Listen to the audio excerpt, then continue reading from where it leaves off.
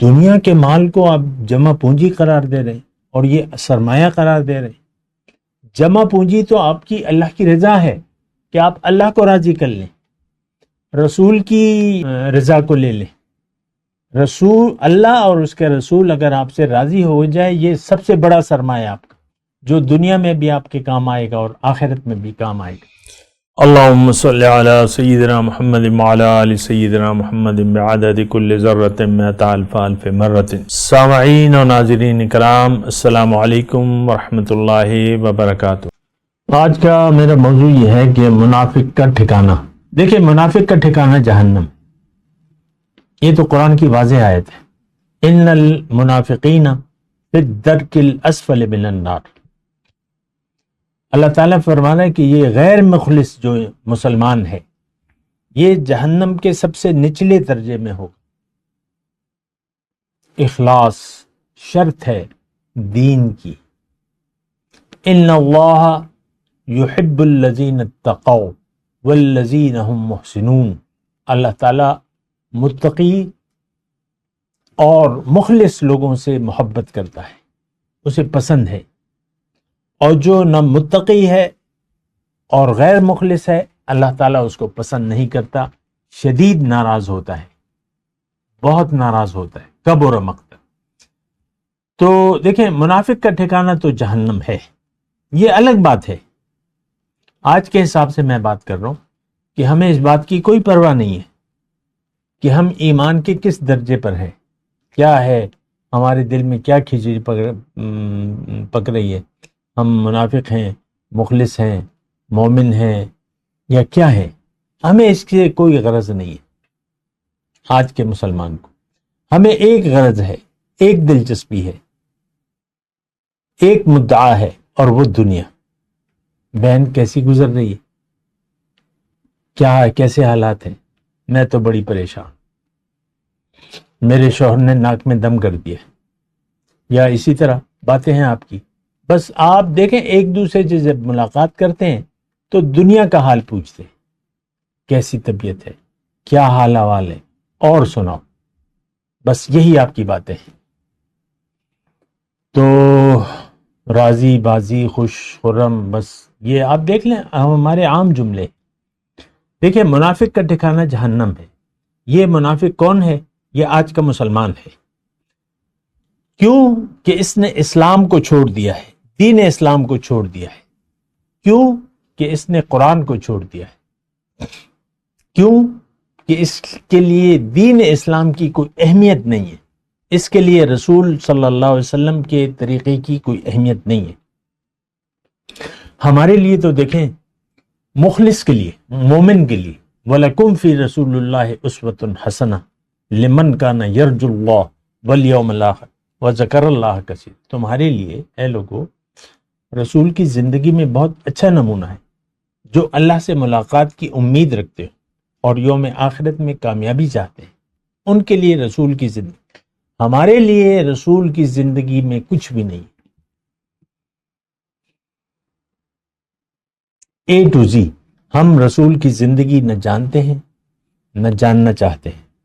ان کا رویہ کیا تھا، انہوں نے کس خیال سے زندگی گزاری، کس لیے زندگی گزاری، کیسی زندگی گزاری، ان کی ترجیحات کیا تھی، ان کو کیا پسند تھا، ان کو کیا ناپسند تھا۔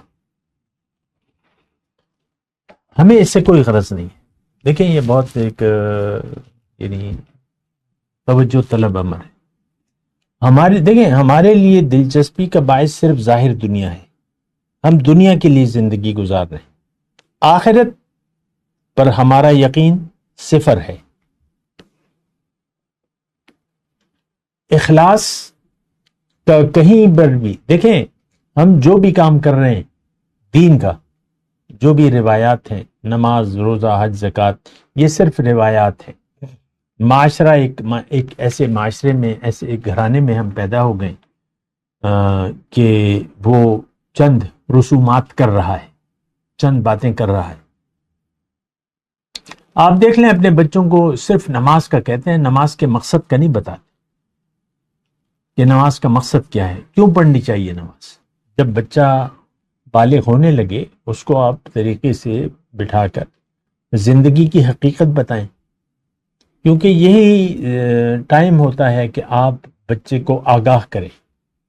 جو بلوغت کا وقت شروع ہوتا ہے تو اس کو بٹھا کر آپ اچھے طریقے سے حکمت سے آپ اس کو بتائیں کہ بھئی حقیقت کیا ہے، میں کون ہوں اور تم کون ہو، اور تم کس کے لیے آئے ہو، کیا منزل ہے، کیا مدعا ہے زندگی کا۔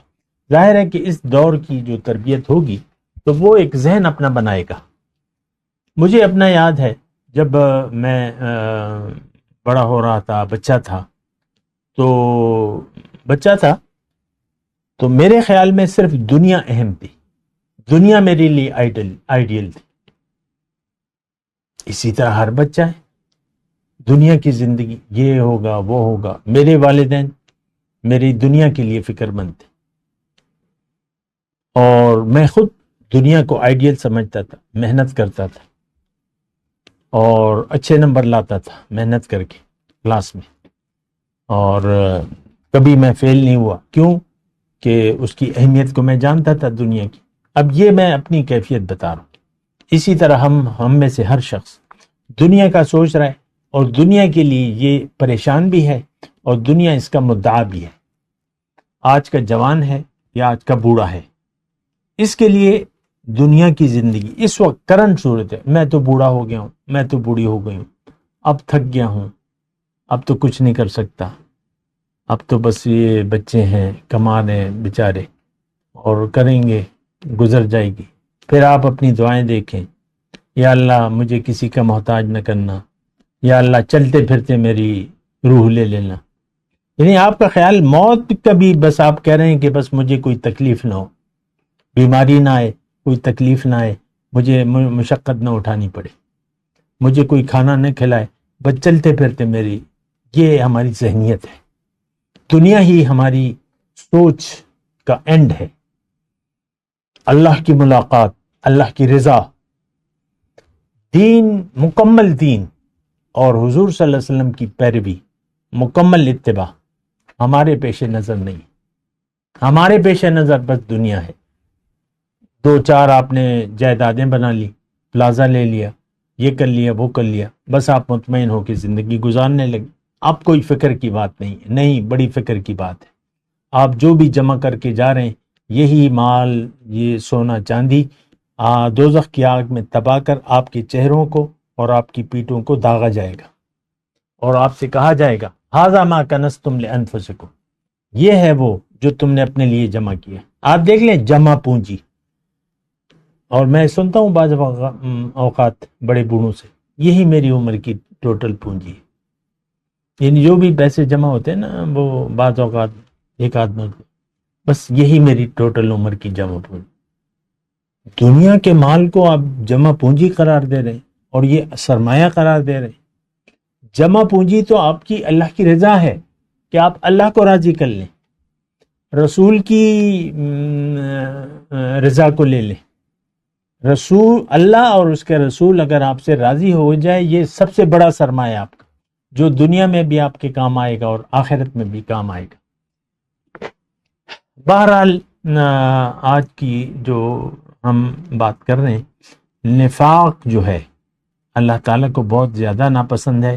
منافق شخص کو کبھی جنت نہیں داخل کرے گا۔ اللہ تعالیٰ نے قرآن میں فرمایا کبھی جنت میں نہیں جائے گا۔ ہمارے تو خیال یہ ہے کہ ہم کچھ عرصہ جہنم میں جا کر جنت میں چلے جائیں گے، ایسا ہرگز نہیں ہے۔ یہ تھوڑے عرصے کے لیے جو دوزخ میں جائے گا پھر جنت میں داخل، یہ وہ صاحب ایمان گناہگار ہوگا جو مخلص ہوگا، اور پھر اس سے غلطیاں ہو گئی ہیں تو وہ جو بھی ہوگا اپنی غلطیوں کی سزا پا کر جنت میں جائے گا۔ ہمارے اندر تو ایمان کا ایک ذرہ نہیں ہے۔ آپ خود اپنے ذہن کا تجزیہ کر لیں، کیا سوچ رہے ہیں آپ، کس کے بارے میں سوچ رہے ہیں؟ ساری سوچ ہماری دنیا کی طرف ہے، سب کچھ مدعا یعنی ایک نقطہ ہے اور وہ دنیا ہے۔ آپ اپنی پریشانیوں کو دیکھ لیں، دنیا آپ کی پریشانی ہے، آخرت آپ کی پریشانی نہیں ہے۔ تو یہ ساری باتیں دیکھیں، سوچنے کی ہیں، سمجھنے کی ہیں۔ سوچ سمجھ کر زندگی گزارنا آپ کے لیے بہتر ہے بجائے اس کے کہ آپ بنا سوچے سمجھے زندگی گزار جائیں۔ اگر آپ سوچ سمجھ نہیں رہے تو آپ دنیا دار ہیں اور آپ منافق ہیں، یہ بات نوٹ کر لیں۔